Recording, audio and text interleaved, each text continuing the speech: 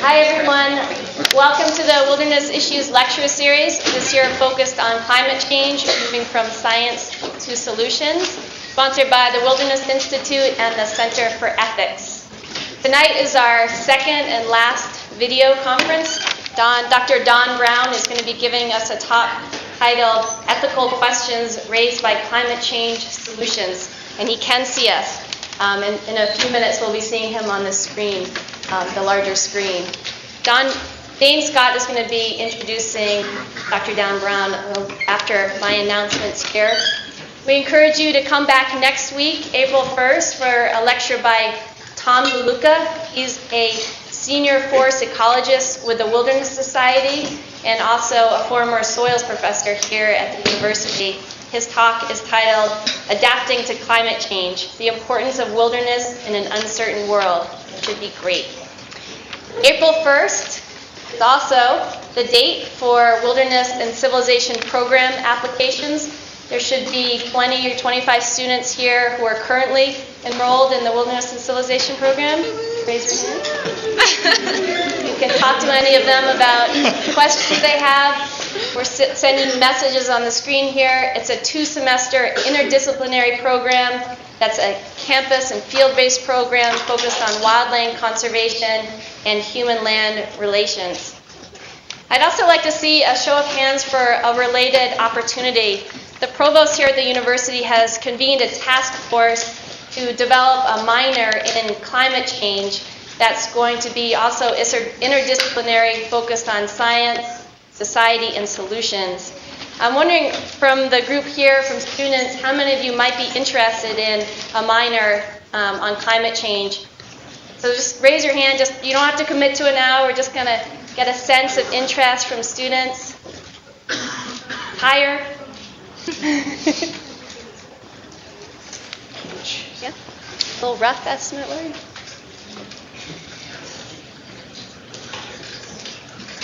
How about 35, 40? Okay.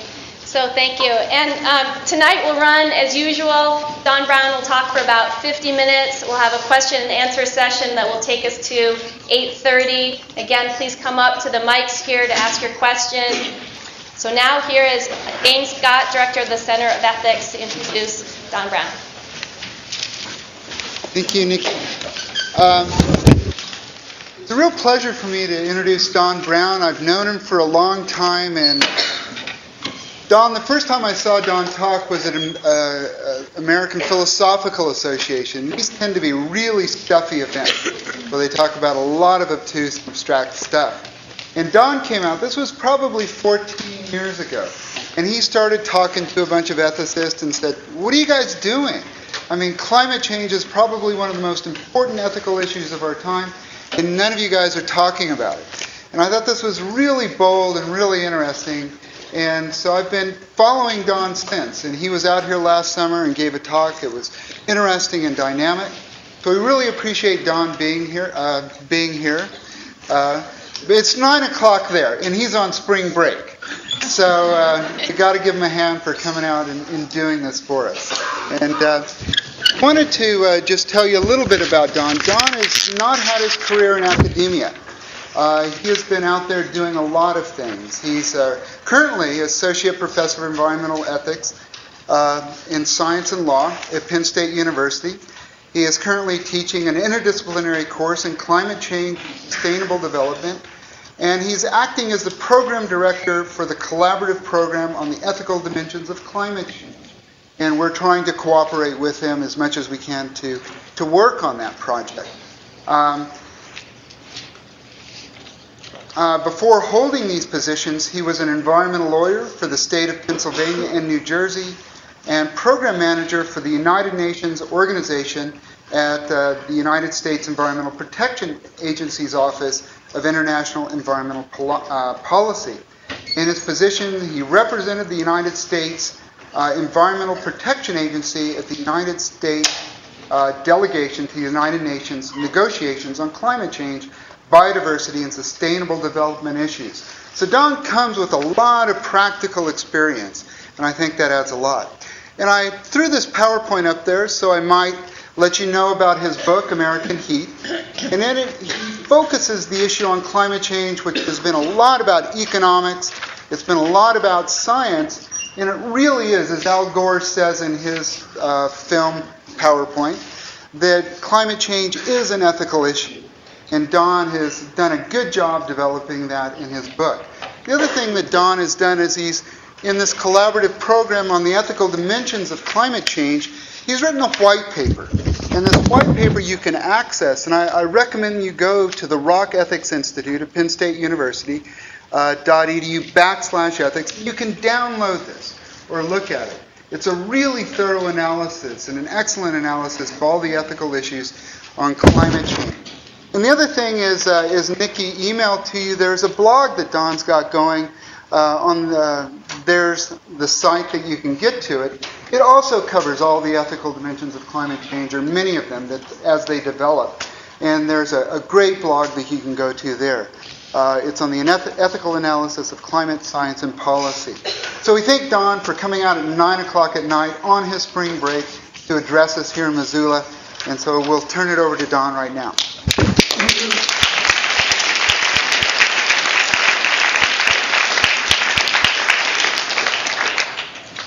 Hello, Missoula. Can you hear me? Doesn't look like it's too cold out there. You seem to be dressed casually. I thought you'd come in mukluks and. All right. I'm delighted and honored to talk to you about the ethical dimensions of climate change solutions. I think I can convince you that what I'm about to talk about is extraordinarily important and practically urgent. How could an ethics talk be extraordinarily important and practically urgent?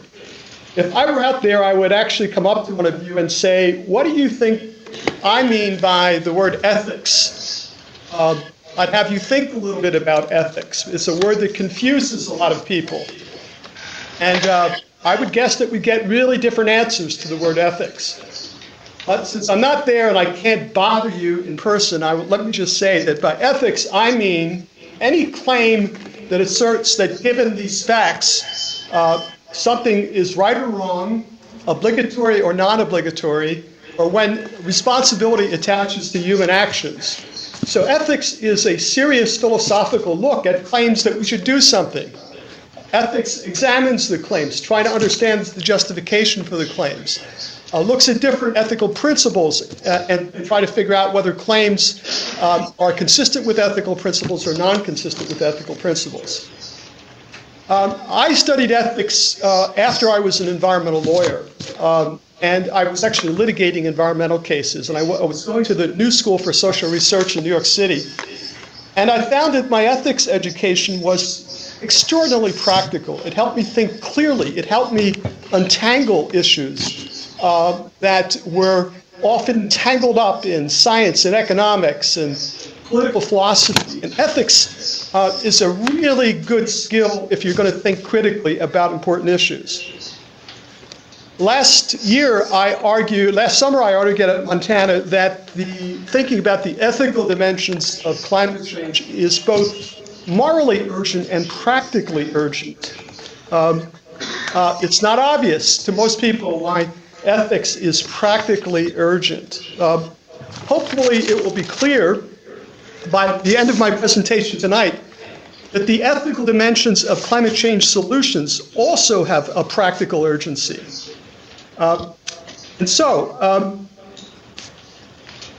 There's something about these global problems, I believe also, that makes ethics, discussion of ethics, even more obviously something that we should be doing.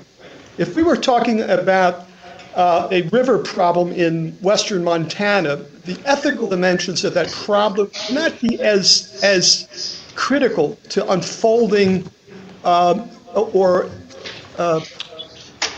untangling various arguments. But there's something about these global problems that makes ethics really key, I think, to untangling arguments made about these global problems. Those things include the fact that one person in Montana can hurt someone in sub-Saharan Africa or in Bangladesh. There's something about the global problems where the harms and benefits are disaggregated in very striking ways. And so the government that you have in Montana, which only usually thinks about interests of people in Montana, must make decisions which have impacts upon people separated in time and space, something that governments are not taught to do.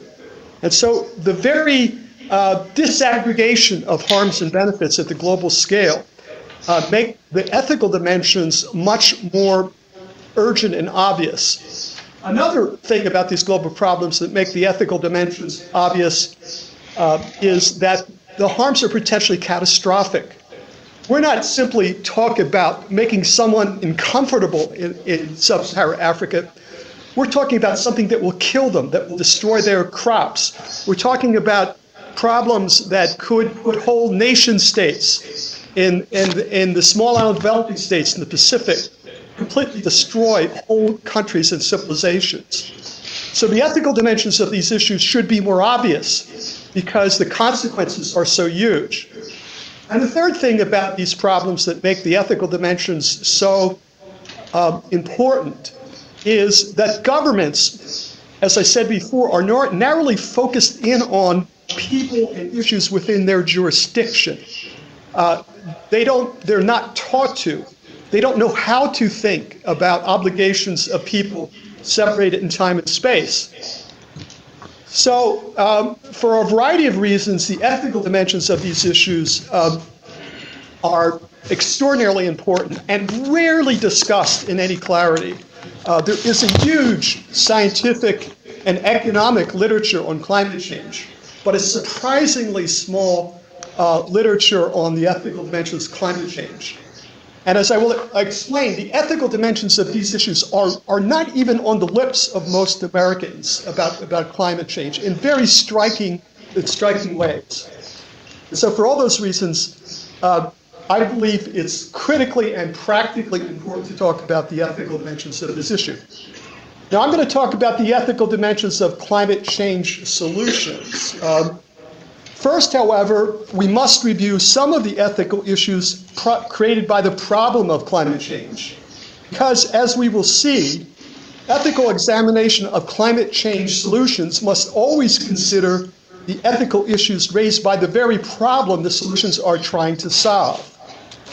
Therefore, I will first quickly look at some of the ethical issues raised by the problem of climate change, and then look at the ethical issues raised by some of the climate change solutions. I'm really happy to be able to do this tonight because it's forced me to go deeper about something I've had strong intuitions about. So you're hearing from me the first time a further development about the ethical dimensions of these climate change solutions. Now, I guess most of you understand that there is a strong scientific consensus about climate change that has led most mainstream scientists to the conclusion that we're quickly running out of carbon dioxide budget. We're quickly running out of time to prevent really potentially dangerous climate change impacts. You probably know, or you should know, that the European Union, among other people, are saying that if we have more than a 2 degrees centigrade climate change increase, it's very likely that really bad things may start to happen. The probabilities of nonlinear climate responses seem to get much higher if you have more than a 2 degrees centigrade rise. And the truth of the matter is we're almost at the point where it may be too late to prevent a 2 degrees centigrade rise. It's not too late to prevent a 9 degrees centigrade rise. So there's still a lot at stake in this, even if we're approaching the time that may be too late to reduce additional warming to 2 degrees. So the climate change action is urgent. I don't have time to develop the science of all this. I would like to spend a whole couple of hours just going through it at this point, but obviously I don't have time to do that. The main idea I wish to leave you with today is not that the threat of climate change is urgent because of the understanding of the climate change scientists, but rather the urgency of getting citizens to see the moral and ethical dimensions of the problem and its solutions. So I want to argue that understanding the ethical issues is practically important. So first, let me sort of dig into a very quick review of the ethics of climate change, because these issues are also relevant to the ethical issues in the solutions. Now, I work at Rock Ethics Institute with Penn State, and I'm working with Dane and other institutions around the world, trying to encourage, shouting to the world, turn up the volume on the ethical dimensions of these issues. We have identified 8 ethical issues entailed by the problem of climate change that we believe have immediate practical priority in resolving the threat of climate change. Let me very, very quickly review some of those issues so you get a sense of them. Issue number 1, the atmospheric greenhouse gas stabilization question.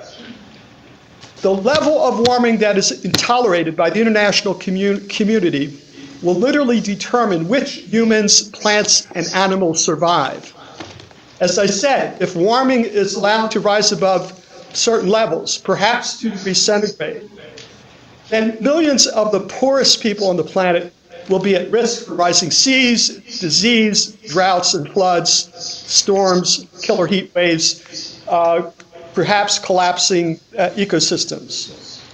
The level of concentration that the world attempts to stabilize greenhouse gases in the atmosphere will determine how much warming the world will experience. And how much warming the world tolerates will literally determine in some parts of the world who lives and dies, and what plants and animals and ecosystems survive. For these reasons, the atmospheric stabilization question raises the most profound kinds of ethical questions, literally matters of life and death. Yet we have a huge scientific and economic literature and very underdeveloped ethical discussion. So issue number 1 is the stabilization question. Issue number 2, the national allocation target question.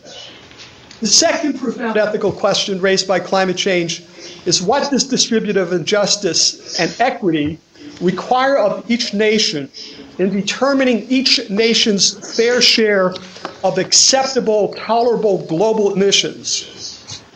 To reduce global emissions to tolerable levels, the international community cannot duck the question of how to allocate emissions targets among nations so that total atmospheric concentrations of greenhouse gases do not exceed very dangerous levels. However, if a country like the United States reduces its emissions based on justice or equity, it will likely need to reduce its emissions by more than 90%, while allowing poor countries to increase emissions. And if rich nations do not reduce their emissions based upon equity, the poor countries are not going to agree to a global solution. The poor countries in the negotiations are extremely well educated about these issues of fairness and justice in ways that Americans, in my experience, are not educated.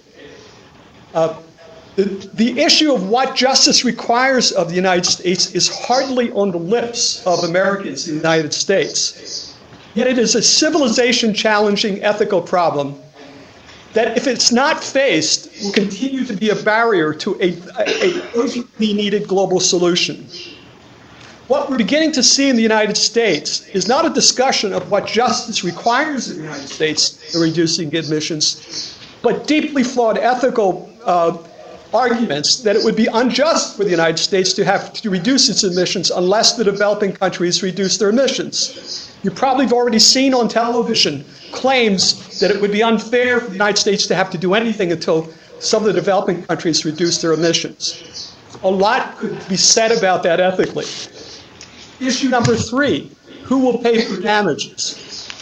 A third obvious ethical question entailed by climate change, although one rarely talked about in the United States, arises about who's going to pay for damages that we, in some cases, that we know are already occurring in the world, and others that we will likely not be able to avoid no matter what happens. Those who emit greenhouse gases are usually not those who are most vulnerable to climate change. Justice requires that those that cause harms have responsibility to make whole the people that they've harmed. If we're worried about cost in the United States, we better get on top of this issue. This issue is not going to go away. In the negotiations, it is the number one issue of priority in the developing world already, and it is not, in fact, going to go away. But yet, we're hardly talking about it. A fourth issue, scientific uncertainty. Many argue that the United States need not reduce its emissions because of scientific uncertainty about its global warming consequences. Although there's now a strong scientific consensus about climate change, there's still some uncertainty about timing and magnitude of climate change impacts. Some organizations to this day are still using uncertainty as an excuse for arguing that the US and other developed countries should go slow on climate change. Yet the most optimistic assumptions in the climate change science of a 2 degrees centigrade rise with a doubling of carbon dioxide has very harsh consequences for some people. The most optimistic assumptions are harsh. Even if one assumes that there is more uncertainty than entailed by the scientific consensus, the ethical problems entailed by relying upon uncertainty are obvious but rarely talked about. There are certain undisputed facts about climate change that make uncertainty deeply ethically problematic as an excuse for doing nothing. These facts include the potential of catastrophic impacts of climate change, the disproportionate vulnerability of the poorest people to these adverse impacts, the likelihood that irreversible damage will occur before scientific uncertainties are eliminated. In other words, if we wait till the uncertainties are resolved, it's too late. The fact that the longer we wait, the more difficult it will be to stabilize greenhouse gases at safe levels, and the fact that the most vulnerable people have not any role in participating in a decision to rely upon scientific uncertainty. This is a long story in itself. I'm just giving you a brief outline of the ethical arguments. Without doubt, the use of scientific uncertainty as a justification for non-action raises a host of ethical issues, not simply scientific issues. In my experience, scientists and engineers are not very good at identifying and spotting the ethical issues in science and economics. I'm going to move on to the solutions of climate change, but just let me brief some other ethical issues that I don't have time to develop. There are a host of ethical issues entailed by cost justifications for doing nothing. There are a host of ethical issues by countries saying, I don't have to do anything until other countries do something. There are a host of ethical issues entailed by countries or organizations saying, I don't have to do anything because there's a new, less costly technology that will be invented soon, and I will apply that when it comes around, and I can simply wait here and do nothing. There are a host of important ethical issues about what is fair justice and fair process that allows people that are harmed by climate change or principles that require that these people have a voice in decisions that affect their interests. So much for a quick review of some of the major ethical questions entailed by climate change. Now let's jump into the solutions of climate change. As we will see, almost all the solutions to climate change pose certain risk of harms. Yet the problem of climate change raises such enormous and unprecedented challenges to the human race that the potential risks for particular climate change solutions must always be considered in relationship to climate change threats. If civil society does not consider the ethical duties to reduce the threat of climate change and only consider some of the harms created by the solution to climate change, then those opposing climate change solution based only on potential harms may create a result that we don't reduce the worst problem. For instance, in Pennsylvania, there are people that are opposing windmills because of bird kills. But climate change science looks like it will kill whole species of birds. So in thinking about the ethical dimensions of windmills, it's not good enough to simply think about the ethics, the appropriate ethical issues, because windmills in some cases will kill some birds. You need to think about it in terms of the problem it's trying to solve.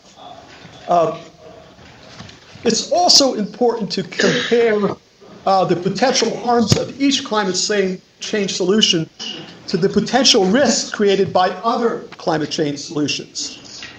For these reasons, citizens need to consider the ethical dimensions of climate change solutions from a comparative point of view. That is, the ethical dimensions of each climate change solution must be compared both to the ethical issues compared by climate change from business as usual use of fossil fuel and comparison to other ethical issues created by other climate change solutions. And by the way, in environmental policy, most students are taught to do an impact analysis, which usually identifies scientifically impacts of climate change, often goes beyond that, and looks at economic impacts of environmental problems, rarely looks at social impacts of environmental problems, and even rarer then does an ethical analysis of all of that. What I am advocating is that really enlightened policy would always look at scientific, economic, social, and ethical issues entailed by environmental problems. Environmental ethics should be really applied. It should pay attention to the facts. Environmental ethics, as often taught, is much too abstract. It talks about principles, but doesn't apply the principles. So I will now take a closer look at a few of the technologies which are being offered as solutions to climate change. Let me look first at carbon capture and storage, carbon sequestration. As you probably know, many people are betting, hoping, and saying, and in fact there are commercials almost every day on many channels, that coal is clean. People are asserting that coal is clean. And they talk about carbon geologic sequestration as something that they're working on. Let's take a look at that technology. Carbon capture and storage technologies are comprised of a variety of technologies for removing carbon dioxide from fuel combustion, which is called capture, and then injecting the carbon dioxide into geologic formations for long-term storage instead of releasing it into the atmosphere. This is usually referred to as carbon storage. There are some open questions about the risks of geologic storage. These are under consideration in numerous studies and demonstration projects around the world. Also, several governments, as we speak, are in various stages of development of siting criteria to deal, at least partially, with some of these potential risks. Now, although carbon dioxide has been successfully injected into geologic formations as part of oil and gas production and coal methane recovery for several decades, questions remain about the efficacy of this technique for long-term storage at the scale needed to be a significant solution to the problem of human-induced climate change. Although geologic carbon sequestration may be proven to be effective to effectively store carbon dioxide at some sites under some conditions, it may be completely unacceptable at other sites. And that's because, among other things, you have to have the right geologic conditions. You have to have cap rock that will prevent the carbon dioxide, which is injected about 20 times atmospheric pressure, from migrating upwards through fissures and cracks.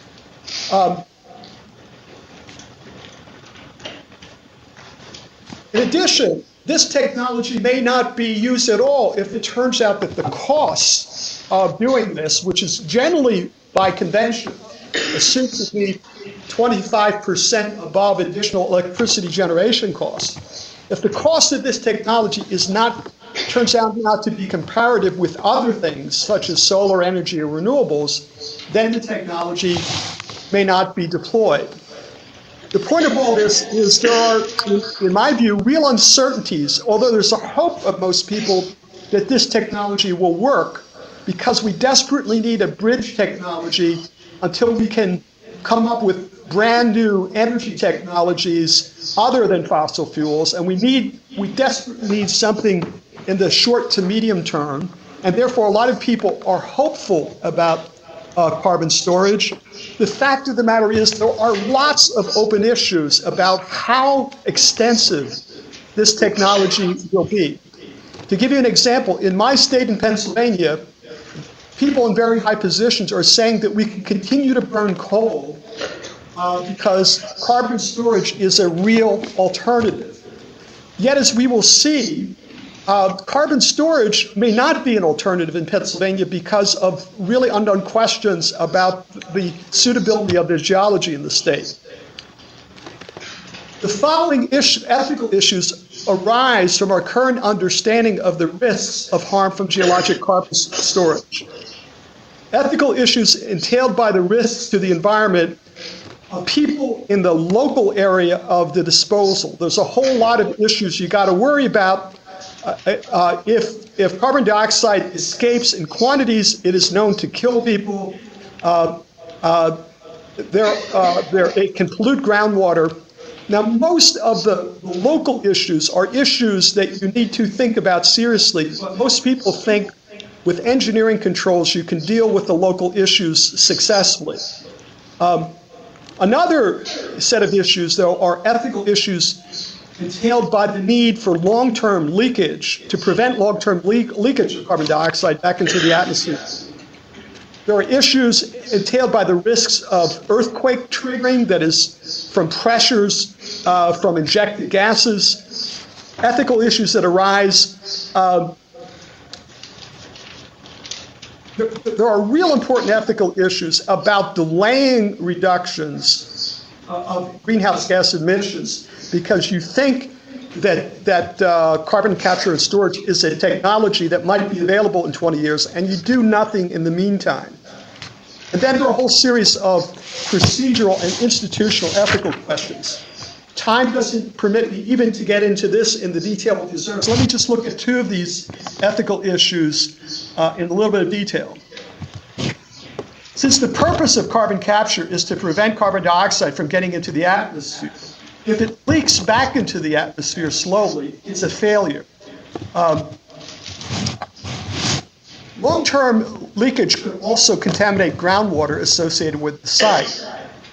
Therefore, potential long-term leakage from geologic carbon sequestration sites creates risks both to local people and to the global environment, to future generations and to ecosystems.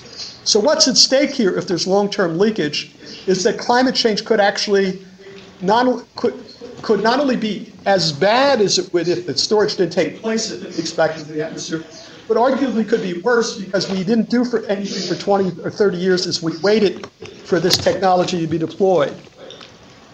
Although there's considerable experience with carbon dioxide injection over several decades at petroleum and gas recovery operations, and considerable experience with understanding the ability of natural storage facilities to trap carbon dioxide, there is little experience with long-term leakage from sites expressly chosen for the purpose of long-term carbon dioxide storage. Leakage of carbon dioxide from gas and petroleum production sites where CO2 has been injected to enhance fuel recovery is believed to be low in the short term. But performance of carbon dioxide leakage in sites that are not already believed to have adequate geologic conditions because they, for millions of years, captured petroleum and gas, there's virtually no experience with other sites. And what you have to know to make those other sites suitable, you have to have high levels of confidence in the geology. Now, why that's such a challenging problem is that a 1 megawatt coal-fired power plant will affect 40 square miles in 10 years on average.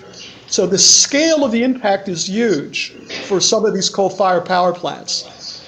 And you have to have confidence about the geology, therefore, over very large areas. Any of you that know anything about coming to high levels of certainty of geology would understand that having high levels of confidence about such a large area, about the presence of a cap rock in such a large area, turns about, and the absence of any pathways where the carbon could leak out, is a very difficult scientific question, particularly in geologies which are folded and fractured.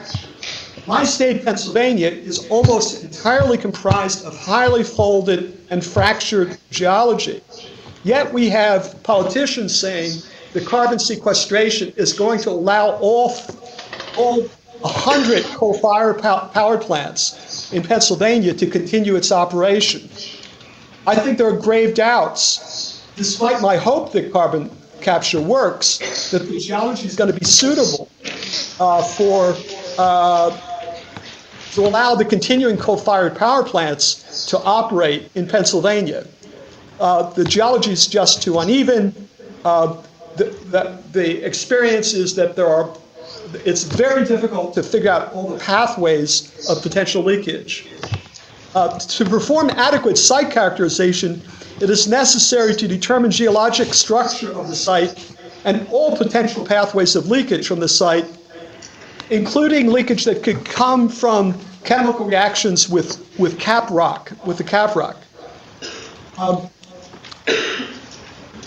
And therefore, ethical issues raised by long-term leakage of carbon dioxide from geologic carbon reservoirs include the following. Proponents of long-term carbon dioxide storage in geologic formations should have ethical duties to demonstrate that there's no long-term leakage. Because if there's long-term leakage, the very purpose, insufficient quantities, the very purposes for which you did this is not met. Secondly, siting criteria for geologic carbon storage sites should satisfy international standards that give long-term leakage of carbon dioxide sufficient consideration that it satisfies the interests of the people that will get harmed by this. If it leaks into the atmosphere, it's not simply the state of Montana that gets hurt by it. It's the whole world that could be hurt by long-term leakage. So there are interesting issues of procedural justice. There are interesting issues entailed by ethics of who should have the right to approve the siting criteria. Most people looking at this issue believe that we need international standards that have some international support. Governments responsible for geologic carbon storage site approval must insist upon adequate regulatory controls over project design, performance, and site selection. There are all sorts of tricky scientific questions about how do you monitor leakage in the long term, and these issues need to be taken seriously. So that's just one issue entailed by one set of issues entailed by geologic carbon sequestration.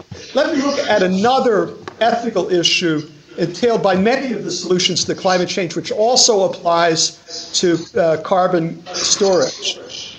I want to look at the potential of successful geologic carbon storage as justification to delay emissions reductions that are now feasible through other means. Because of the potential of geologic carbon sequestration to allow continued use of coal combustion, the potential of geologic carbon storage can be an excuse for business as usual approaches to climate change.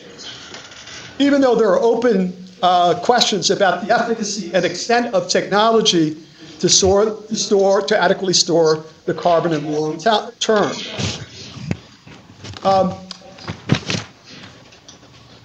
And so, because geologic carbon storage may be effective at some sites and not by other sites, there is real potential misuse of the site to assume that it will work at all sites. Therefore, there are deep ethical problems, I believe, with simply doing nothing about coal or not reducing emissions from other sources, because there's some hope. No one that is looking at carbon storage believes that we're really going to have although there are dozens and dozens of pilot project studies, although the one in the United States was just canceled by the Department of Energy about 2 weeks ago. There are other experiments going on around the world, but most people think that we're not really going to have really good engineering information for 10 to 12 to 15 years. In the meantime, to my knowledge, no one's really doing the in-depth geological investigation that any expectation that you can simply replace 100 coal-fired power plants in Pennsylvania with storage, that kind of work is in fact being done. To make a long story shorter, I believe that most people believe that even though carbon storage is in fact part of the solution, its extent is not known, and we probably won't know the extent of it for a good decade or so. And so there's an ethical problem that arises given that greenhouse gases are already causing harm to some people and places around the world.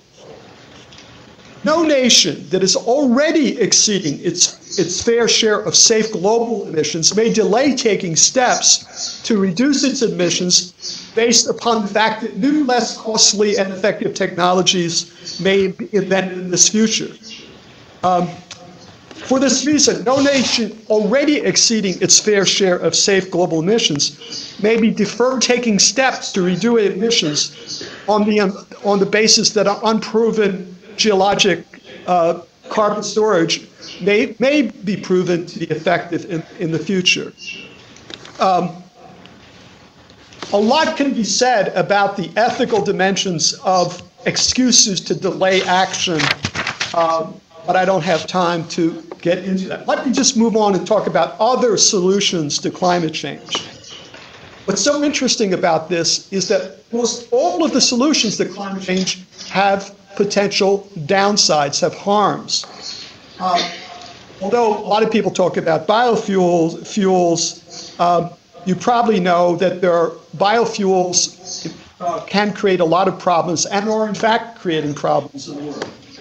Due to rising demand for biofuels, farmers worldwide have increased economic incentive to grow crops for biofuel production instead of food production. Without political intervention, this is in fact already creating very accelerated food prices. And where is it hurting people the most? It's hurting most people in the poorest countries. There are rising food prices in Mexico, rising corn prices in the United States. Brazil is reporting that the very successful sugarcane is driving poor people into the Amazon, and it is in fact accelerating damage to the rainforest. Now there are second generation biofuels that help to solve some of these problems. There's also huge controversies, you may know, about the fact that people are engaged in unsustainable agricultural practices to produce biofuel.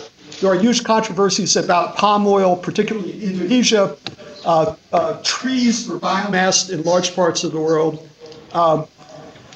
Malaysia and Indonesia have forest problems, particularly in palm oil plantations. And so,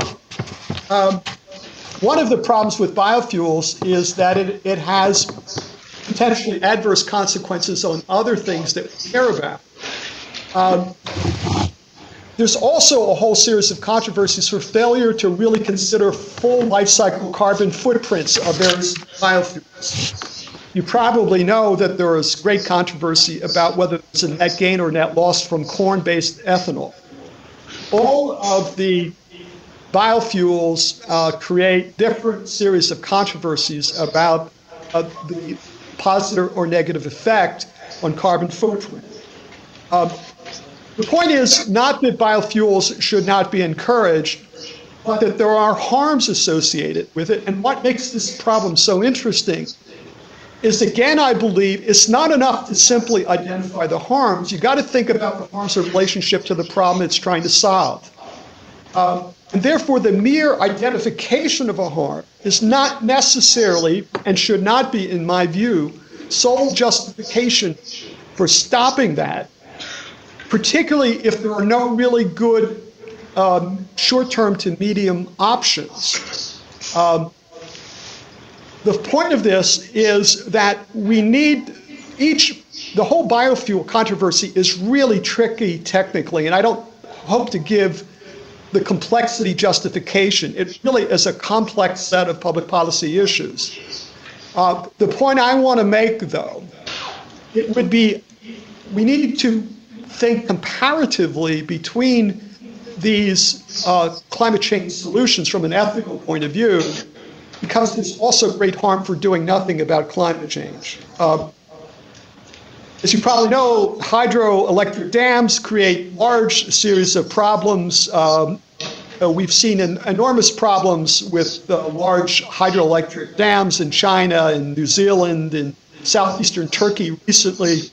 Hydrogen has a series of problems because the first of which is that the fuel that you generate the hydrogen, in the short term at least, would appear to have to be fossil fuel based. So there are real issues about what we can do with hydrogen while at the same time significantly reducing carbon footprint if we have to rely upon fossil fuels as the source of the hydrogen.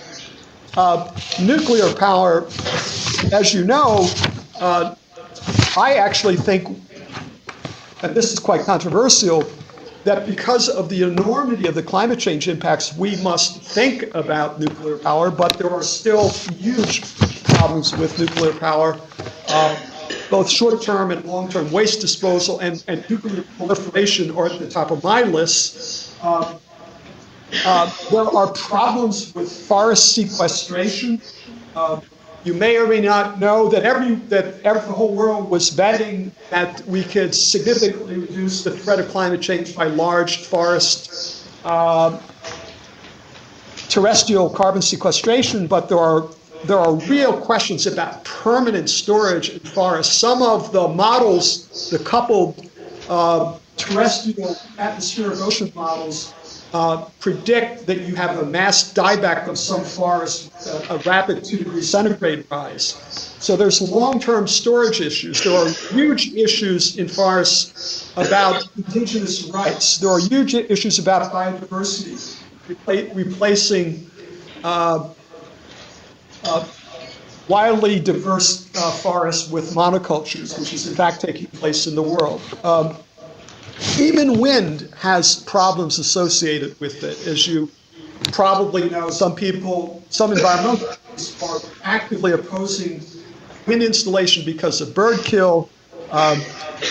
Some people have very strong, deeply, and I assume honestly felt problems with the aesthetic impacts of wind. And so we can see that almost all the climate change solutions have harms and risks associated with them. I think it would be a deep mistake, given the enormity of the climate change problem, to simply be able to identify one of these harms and stop the analysis at that point. And I think that's the risk that we're running. We need to think comparatively and ethically about these harms. If you are opposed to a windmill because it interferes with your aesthetic appreciation of Cape Cod Bay, which it seems to me that you have a deep ethical responsibility, because if you continue to use fossil fuels for your source of energy, in addition to your aesthetic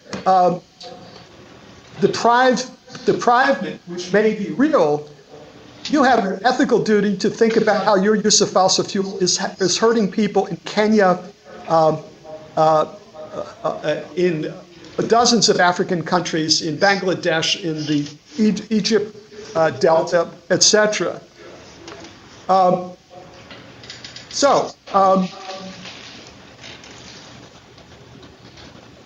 In addition to one reason why you can't stop at the harms is because not all people benefit from continuing the status quo.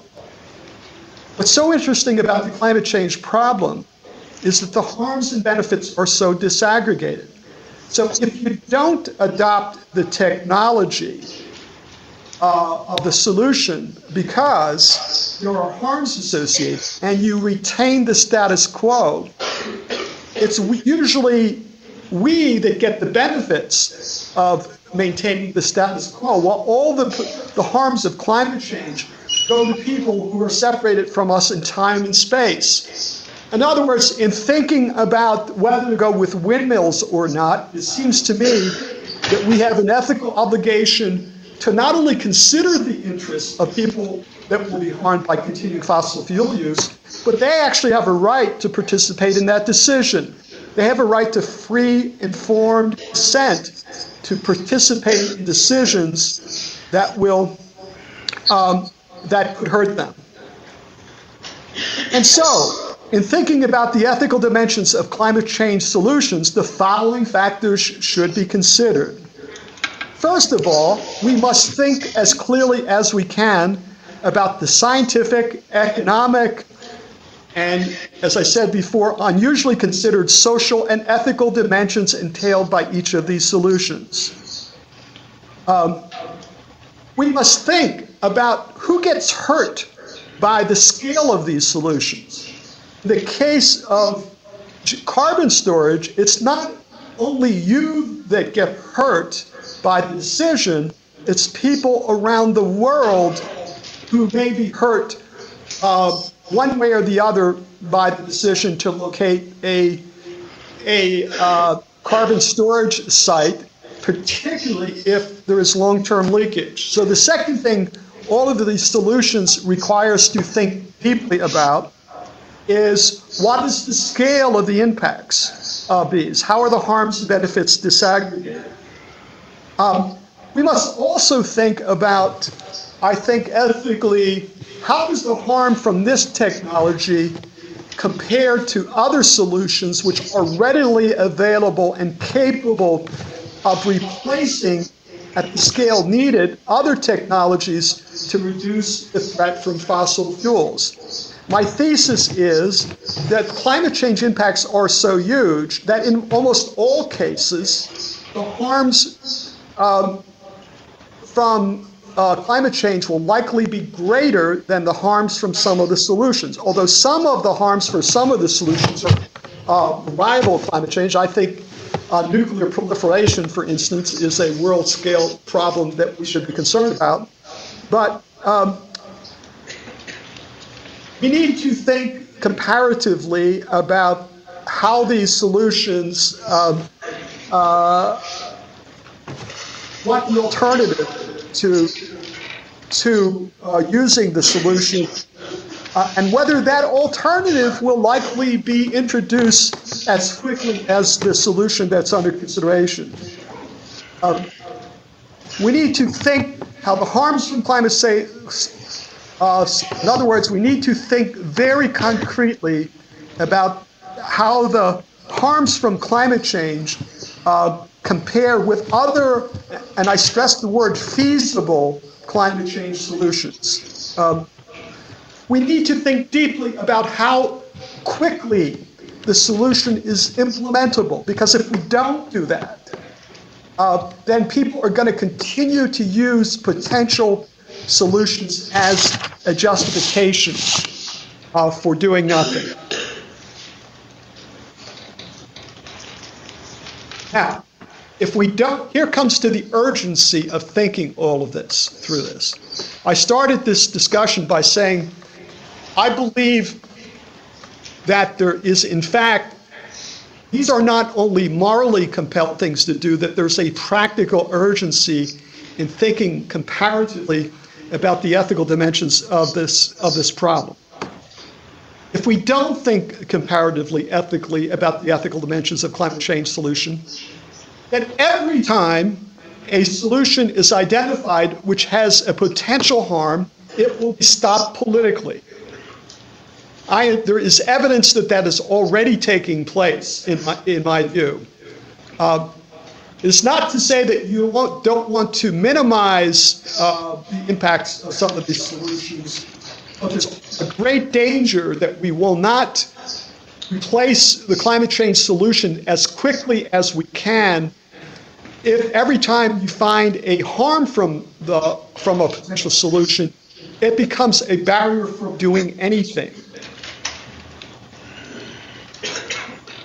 If we don't think comparatively ethically about the solutions to climate change, then we're likely to create even worse problems, worse ethical problems.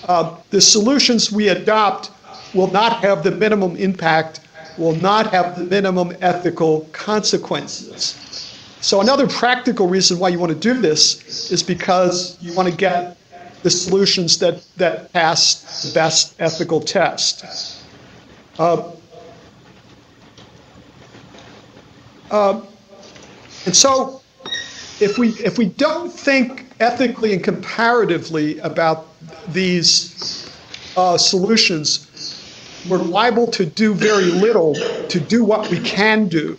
We will likely take pressure off of demand side reduction, off of working on reducible consumption, unnecessary waste, to do the things that we desperately need to do. To the extent that people are selling the fact that there are these solutions out there that are going to solve this problem, we will take pressure off our own responsibility to reduce our footprint as quickly as possible to prevent not only harming people in the future, to prevent harms which are already taking place. This is a fairly long story, and let me end by this by saying I've been shooting off my mouth about climate change ethics for a pretty long time, and I've only recently really started to think about what my own ethical duty is to reduce my own footprint. That's a fairly long story in itself, but I think I can make an argument that we now immediately have a duty to reduce our own carbon footprint to less than 1 ton per person per year. I don't know how I'm going to get there very quickly. So even I am not complying with my own immediate ethical duty. To the extent that I can confuse myself and think that carbon sequestration is around the bend, it will take the pressure off myself from doing what I need to reduce what I urgently and ethically and morally I believe need to do to be a responsible global citizen. So, in conclusion, I hope I've convinced you that just as in the case of climate change, there are practical reasons why we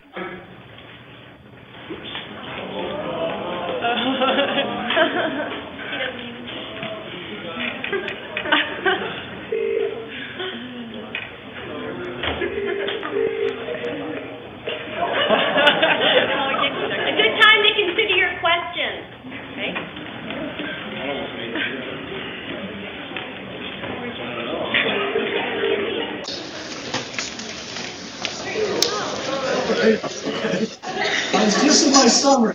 Okay, I don't know what happened. And so I hope I convinced you.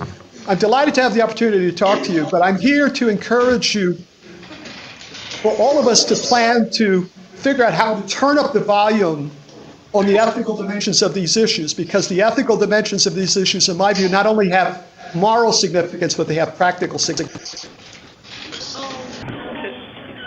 Cool. Somebody's downloading too many MP3s.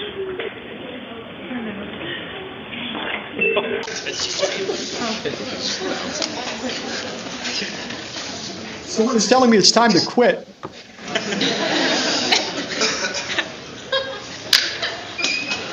I'll take questions.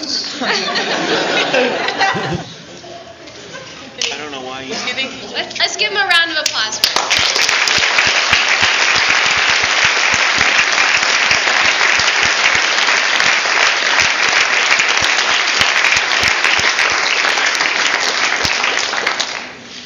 There we go.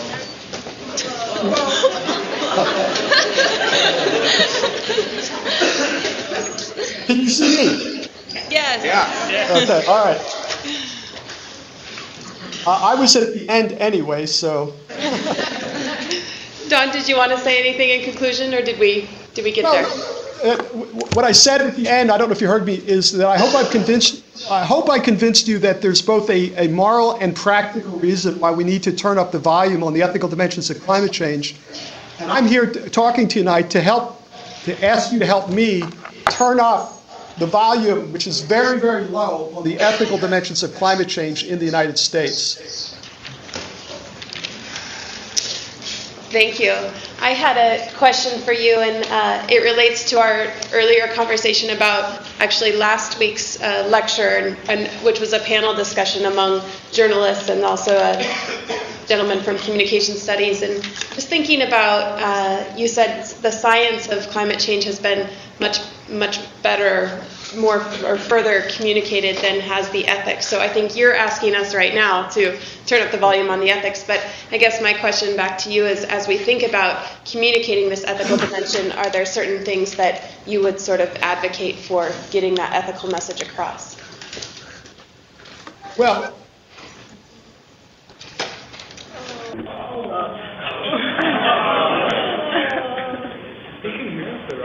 No, no, it's not.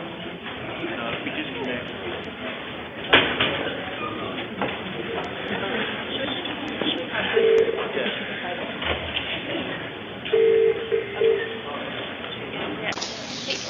Scott, I think this is staying hard. I think you're going to just come. can you hear me? Yeah. I heard the question. Before you answer, this is gonna be our last one. We're afraid we're gonna have you continue to check out, so this will just be the one and only question. Sorry about that. Okay. What I would advocate that we do is pay real close attention to arguments of various types that argue for not taking this problem on as the world-class human challenging problem that it is. Pay close attention to the arguments that are made.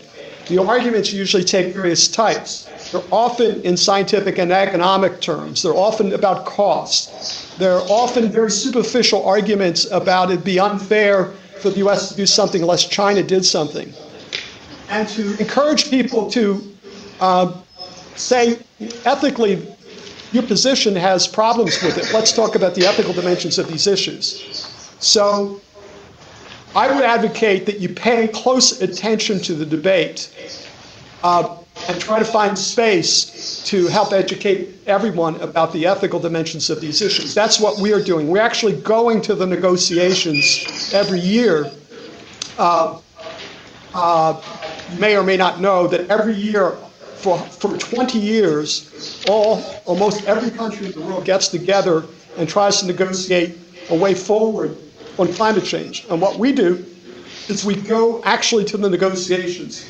We pay real close attention to the issues and then tease out of those issues the usually completely unstated ethical assumptions or ethical problems and positions. We need lots of people to do this. We need people to write letters to the editor, and out there in where you're part of the world, there are going to be a lot of people arguing we shouldn't do anything because it will be disastrous for the coal industry or the mining industry. And although their interests should be considered, we need to get people to think about the interest of everybody else that will be affected.